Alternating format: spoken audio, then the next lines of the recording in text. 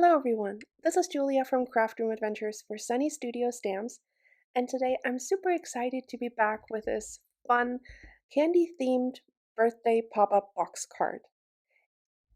If you would like to see how I created this, then just keep watching. I'm also sharing all of the measurements you will need to make your own pop-up box card. First, let's go over all the products.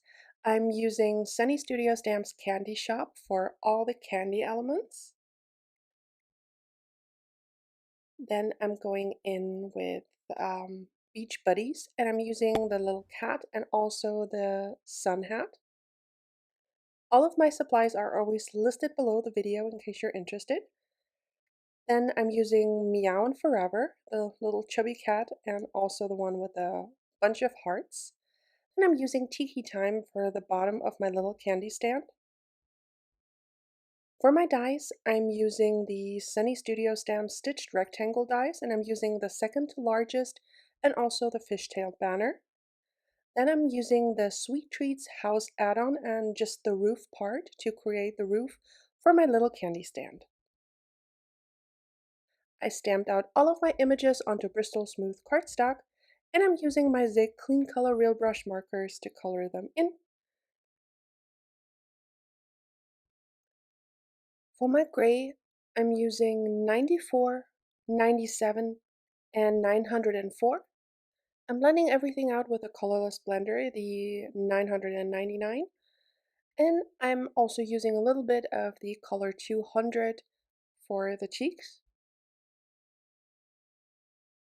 And I also put a little bit on the insides of the ears of my cat. And now I'm just going over everything. I have a scratch piece of Bristol Smooth cardstock to clean off my blender if I need it. And I'm just blending everything together. For my brown shades, I used 16:8 and 64, as well as the colorless blender. I'm just laying down my darkest shade wherever I thought that they would be shadows, like at the edges of all of the panels of the Tiki bar, or in my case, the little candy stand. Not being careful at all because with Zig markers you can always just blend it out since they're water-based. Then I'm going in with number 64, just going over the darkest areas first, just to blend them out. Cleaning off my brush tip before I can move on to the next one, because otherwise it would just get darker and darker, so I always quickly clean off the tip of the brush pen. And now I'm going in with a colorless blender. I ended up going over a lot of the white areas with more of the number 64 because it was just too light. Just adding a little bit of color there, like you said, like you saw, just basically scribbling it over because the real blending I do with a colorless blender. As you can see, I'm always moving my hand back and forth because I'm using like the scratch piece of paper just to make sure I get everything blended out and I don't pull like too dark a color from the ink that's left on my colorless blender.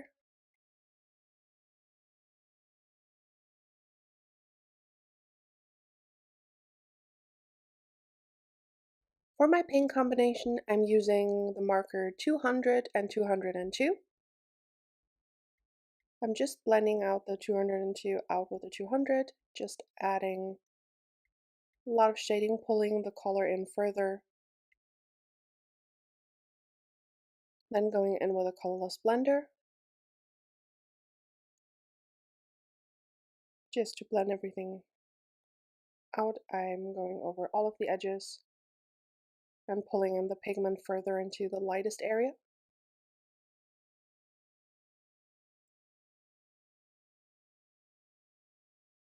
I wanted to deepen up the pink color a little bit more, so I'm just bringing in a bit more, again blending that out. And as you can see up top, I actually created a bit of a smudge, so I recolored this image off camera. Then I'm going in with 803 and with 80 for the purple, again with a colorless blender. For my blues, I'm using 32 and 37. I'm sorry, 31, which is like a true blue and more of a teal. And mixed, I thought they looked really nice together. And then again, blending everything out.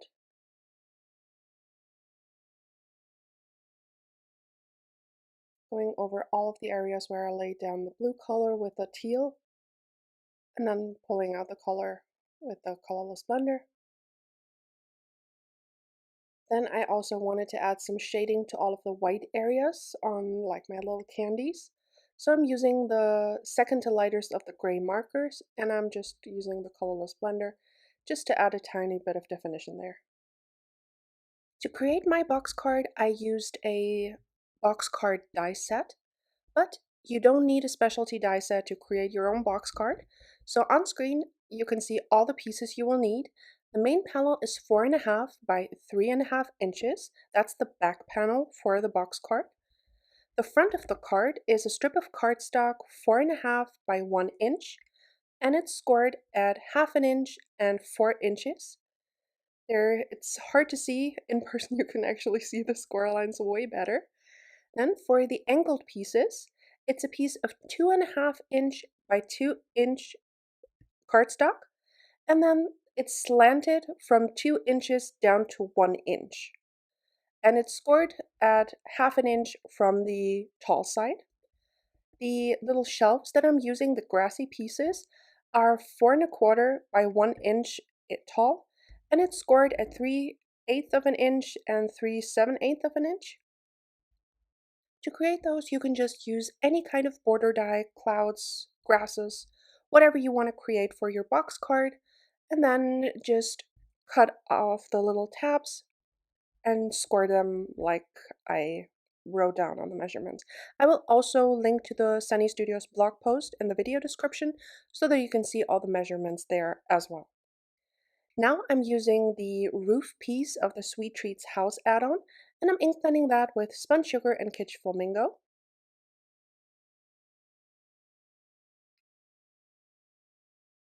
Then I'm using the Silk & Echo Sheer Shimmer Spritz in the color Sparkle just to add some shine. And I used the panel that I die cut with the second to largest stitched rectangle dies by Sunny Studio.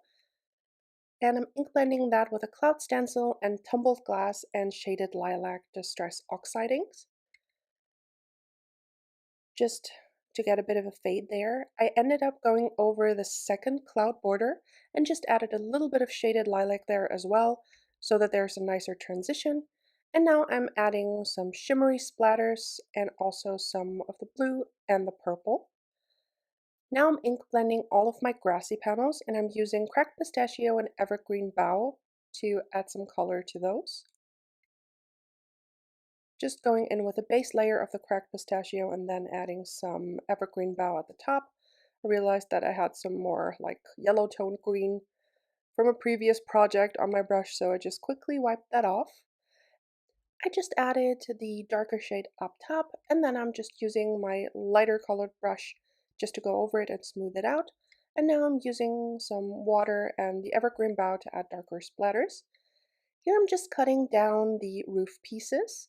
I just used the inside notch of the scallop just as a guide where to cut my pink roof pieces so that I would have a white and pink striped roof. Now I'm just using some liquid glue to glue those down. Now I realize that the roof is actually much bigger than what I would need for the bottom of the tiki bar. I use the third score line on my scoreboard. This actually is numbered on mine, but it's between 1/4 of an inch and 1/2 inch to just add a little fold to create more dimension in my roof. And I'm adding all the accessories to my critters, and I'm also assembling my little candy bar. So I used the bottom of the tiki bar, then the little Twizzler sticks from the candy shop stamp set, and then I'm adding my little scalloped roof, which is just so adorable. Then this little kitty, I just wanted him or her to have like a little huge heart-shaped bonbon. So I just added the little bonbon pieces to either side. I wanted one to peek out behind the arm, so I just draw in a pencil mark to line it up. Used a pair of scissors just to trim it down, and now I'm just gluing it in so that it looks like the top piece of the wrapper is just tucked behind his arm. And then I'm also adding in the candy floss, which is just so cute because it's like twice his size. And now it's time to assemble my box. I'm folding along all of the score lines. And to assemble my box, I'm using liquid glue.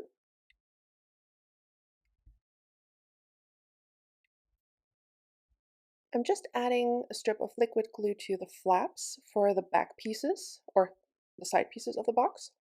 Just lining them up with this one with the left side and the bottom, just to make sure it's all straight.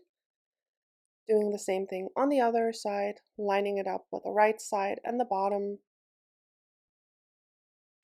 and giving it a little bit of time to dry.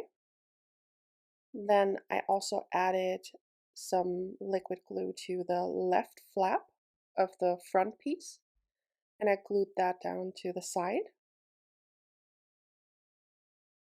just making sure it lines up nicely. Then I started adding in my little grassy pieces. I always find that it's easiest for box cards to add those shelves in while you're assembling the box. You can always do it later or add more if you want, but it's a lot less fiddly if you do it now. Just again, adding some liquid glue to the flaps, and I'm adding those in. I'm using the slanted edge just to increase the height of my panels, which just gives such nice dimension, as you can see. I started adding liquid glue to the flaps because I wanted to close the card, but then I realized that it would be much easier to add the background panel first. But there you can already see how the card will come together. I just added liquid glue to my cloud panel, added that in, and that also hides the little flap pieces that we glued down at the back panel. I just trimmed off the flaps of my fourth grass piece and glued that straight to the background, just making sure it's a little bit taller than the last of the little grassy hills. And then I'm folding over all of my little shelves as well as the front of the box card. I'm adding liquid glue to all the flaps, and then I'm just folding the card shut. Since I'm using liquid glue, I gave it a little bit of time to dry, held it shut. Now I'm just moving it back and forth to both sides so that I know that the box will fold nicely into the envelope. For my sentiment strip, I used the fishtail banner from the stitched rectangle dies. And for the sentiment, I'm using Sweet Birthday Wishes from the Candy Shop stamp set. I ink blended the side panels of my box with the same colors as the fishtail banner, and those are the same inks I used for the cloudy background.